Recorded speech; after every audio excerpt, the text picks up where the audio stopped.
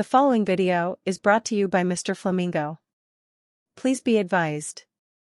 All statements and comments on any topic are the subject of the opinion of one pink bird. Thank you and subscribe. Dragovich, Kravchenko, Stein. These men must die. And we're back. Welcome back to Mr. Flamingo Reviews. Woo!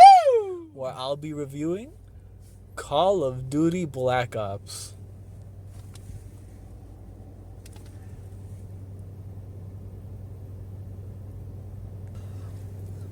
Why Black Ops of all the Call of Duty games? Well, because it was on sale. Outside of the of the cheap price point, there was a recent realization by many that the servers were fixed. Call of Duty Black Ops, as well as Black Ops 2 and the original Modern Warfare, had their multiplayer servers live again. And Mr. Flamingo Reviews could not resist a gamer challenge. And it was on sale. All those things aside, I dove headfirst back into the campaign. I dove headfirst into the multiplayer. And zombies was interesting too. Let's talk about it. Insulted the entire zombies fan base. I'm not a zombies kind of gamer.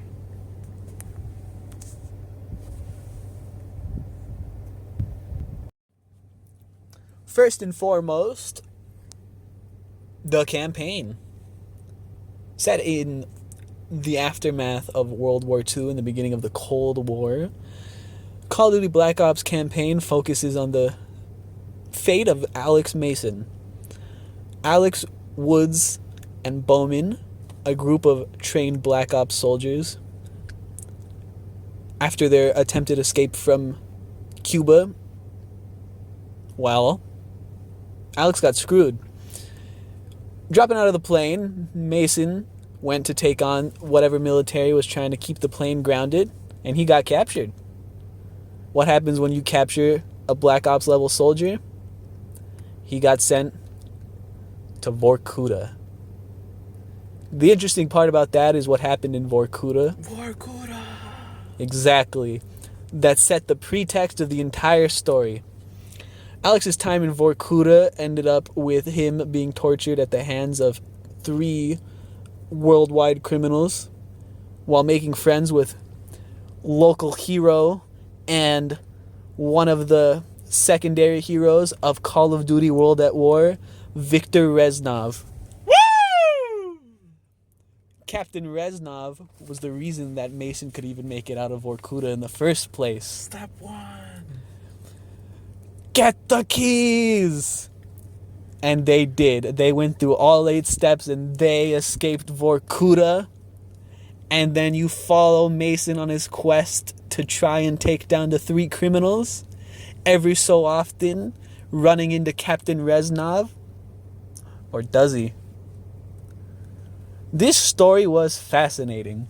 For a Call of Duty campaign that is just a, at heart, first-person shooter, you don't think you can have a lot of depth in a story, but they put the work in. It was paced out in a way that each cutscene felt important and interesting, and you wanted to see where it would lead from there.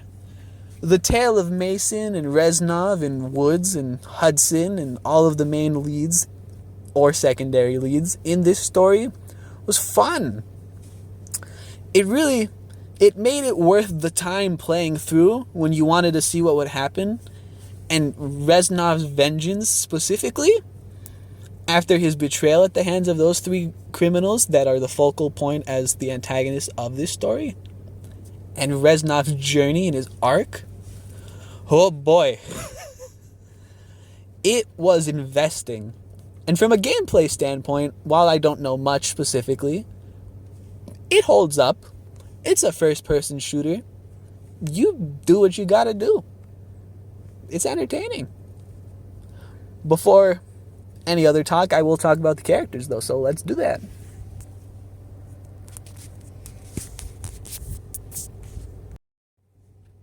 Headlining this cast is the protagonist in Alex Mason. The number is What do they mean? As I mentioned earlier, he was captured at the hands of the likes of Lev Kravchenko and the rest of them, and put through the ringer in Vorkuta, only to be able to get out with the help of Viktor Reznov and lead this story. The only problem is the positioning of Mason is that he should be the focal point of this tale, and he is, but it's hard to get invested in Mason when you don't technically get to watch him that often, since you are playing as him majority of the missions.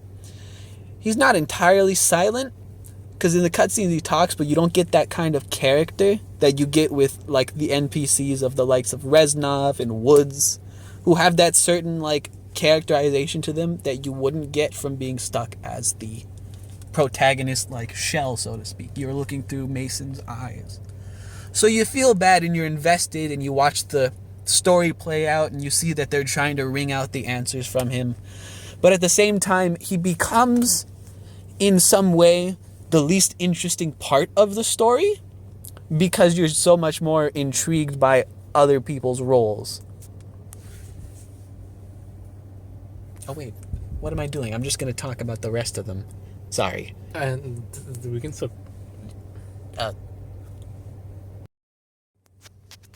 Backing up Mason are fellow characters like Woods. Woods being his buddy throughout all of this. You get that camaraderie that you would expect from this kind of a story. And you see that bond between them. They're like brothers in arms, literally. Because it's a war. But Woods' quest to gain vengeance and do what he's got to do makes everything more poignant when there's just this shift and tragic moment for him. And you just feel in your heart of hearts that Woods' character had a lot of depth to it for whatever role he played. And it was fun. I mean, seeing him and seeing like his anger and like the way he cared about people in like his own way. I liked him. I thought his arc was well. I thought his role was exactly what it should be. However, there was one man that will be mentioned that is the most investing character in Black Ops. And it's not even really his game. Captain Reznov returns from Call of Duty World at War. Woo! To serve as this guardian angel figure for Mason.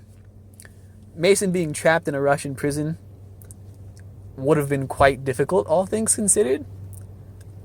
But the role Reznov plays is initially paved as one of understanding. The lines of "We are all brothers here" when you're escaping Vorkuta paints his role as a man who he just feels burned on all ends. So whoever's there with him, that's who understands him. As the story goes on, things get interesting though. Declaring that Reznov was never in anything after Vorkuta, and Mason was actually crazy, but Mason doesn't believe that. And if you look hard enough throughout the game in Easter eggs, Reznov's death is questionable. So his entire presence in this story has been one of fascination, and he was and stands as the most interesting character in Call of Duty Black Ops. Freedom for you, my friend. Not for me. Let's move on.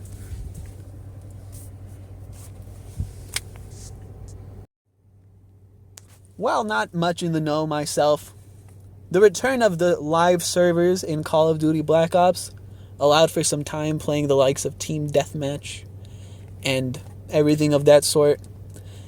And outside of the little minor adjustments and like performance that like games go through whenever their new iterations come out, And open mics. and open mics, that's for sure, Call of Duty Black Ops holds up. That's the most you can really say about it. It's a standard. When I played standard modes like Team Deathmatch or Capture the Flag, it is exactly what it is now. But it's in the form of what you loved and remembered from 2010. A lot of fun. and a great return to live servers. The multiplayer aspect of Call of Duty Black Ops, can't get enough.